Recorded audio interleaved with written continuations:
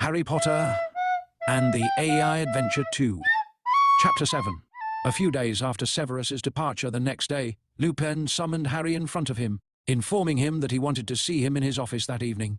Harry walked nervously into his office and waited for Lupin's permission to take a seat. "Hello, Harry. I'm sorry to ask you to come here today, but this must seem rather odd considering you're suspended from Hogwarts, but I've found something troubling." Lupin started speaking as he picked up a small black book from his desk. "This book belongs to your father, my dad's journal, but I thought he destroyed it after Voldemort destroyed ours. Why is it here? That's what I'm asking you. Here's a copy of its first entry, December 24th, 1993. Dear Diary, my name is Draco Malfoy, and today I went to Diagon Alley with my mother. Today we went to Ollivander's for wands, because he says I need more wands than usual, and he needs to upgrade my wand. My mother is looking at new wands while we were in there, so she hasn't noticed that I've been gone longer than normal. I ran out before she did. This isn't my father's diary. This is Draco's," Harry interrupted. "Draco wrote this in it, so it must be mine. It's Draco's handwriting." Lupin looked at him quizzically. "Do you know what your father's journals are about?" Harry frowned. He remembered reading the passages aloud in one of Draco's letters, but he didn't remember exactly what his father had said. The entries had been written in French, and as Harry hadn't understood any of the language, even when his dad had shown them to him, he didn't understand the writing either. He shook his head slowly. "No, sir. I only remember hearing Dad saying the same thing that he always used to say when we talked about Hogwarts. He would describe the house elves, the black students, the black teachers, those gays, Snape, and his idol Henrik Himmler." Lupin gave Harry a concerned look. Harry continued, "But then when I asked him about the wall, he'd say, 'It's nothing special, really. Harry, the chambers smelt funny.'" Lupin frowned. "It's not very good, then, is it?" "What he described? I mean..." Harry shrugged his shoulders. He couldn't remember exactly what his father had said that night, or if he had told him everything that happened at the Chamber of Secrets, or at least all that he knew. So he wasn't sure what exactly he could recall about his father telling him about the chamber and the secret passage. "It doesn't sound like your father had many pleasant experiences either, but the important thing now is whether or not he's telling the truth. Did he really tell you that the Chamber of Secrets had become active again? Could he even remember that? Or does he only know the most recent information from his memory bank?" asked Lupin. Suddenly Snape jumped through the window, landing silently behind both boys, and started. His robes were disheveled, and there was dried blood around his mouth from where he'd apparently hit his face on the window frame when jumping in through it. He stared at Harry for a moment, then turned to Lupin.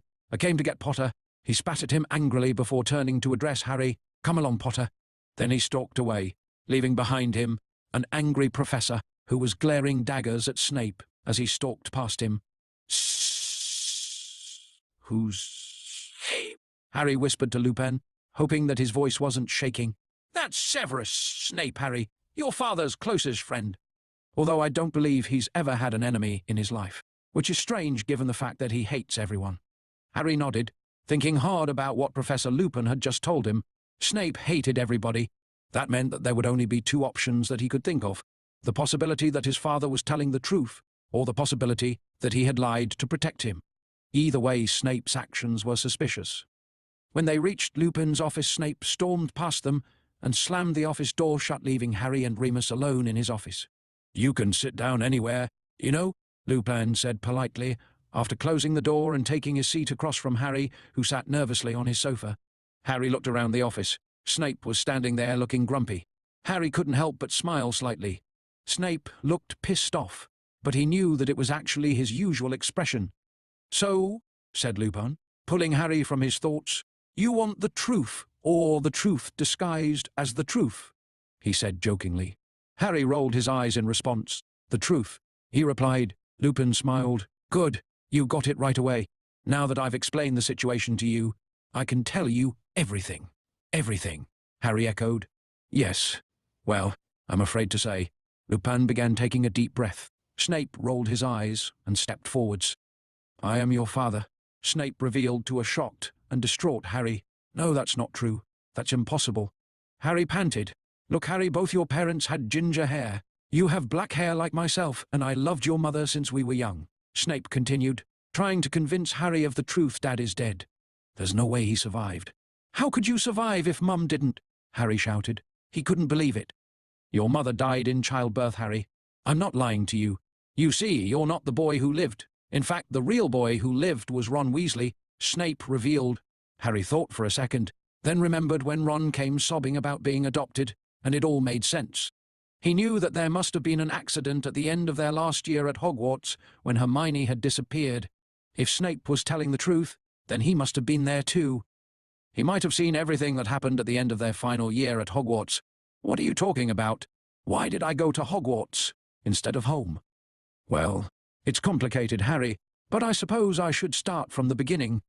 A few years ago, a Dark Lord entered the Ministry. He killed several people, including yourself, and threatened me. I escaped by killing the Lord Voldemort and escaping Azkaban, where I was incarcerated for murdering Albus Dumbledore. I'm sure you've heard of this story before, Harry. You see, your father had become disillusioned with the Dark Lord and decided that it was time to destroy him once and for all. He tried to kill me, but he failed, and when he escaped, he came looking for you. Unfortunately, when he arrived at Grimmauld Place and saw you, he panicked. He grabbed a knife and slit my throat. I collapsed into convulsions as I felt the knife enter my stomach. As soon as I was unconscious, you appeared and took me to St. Mungo's. When I woke up, I was in a coma for 3 months. During that time, I had a lot of visitors. Your father visited me every day. He was worried sick about you. He wanted to make sure that you were safe. He also wanted to make sure that you were okay. That's how I found out about the Chamber of Secrets. One of my friends, Neville Longbottom, had been investigating it with me, and when we saw that he'd gotten himself expelled for getting caught and taken to hospital, we figured we'd better do our own research. That's why I have your father's diary, explained Snape, handing the diary over to Harry. Harry looked down at the diary. He flipped it open. The first page was blank. Harry closed it again, looking up at Snape. Why did you come here to talk to me? To try to convince me? He asked, confused. Snape scoffed. Do you really expect me to believe that you've forgotten about us? He demanded impatiently. Even after all these years, after I'd spent nearly 6 years protecting you and raising you. You still haven't forgiven me. No, I guess not. Harry considered, resorting to acceptance. Damn it, Potter. Why did it take so long for you to forgive me? We've both suffered enough. Let's put it behind us. Let's move on with our lives. Snape pleaded, desperate to make Harry understand. I know it's hard for you, but don't worry, all will be fine, Remus added.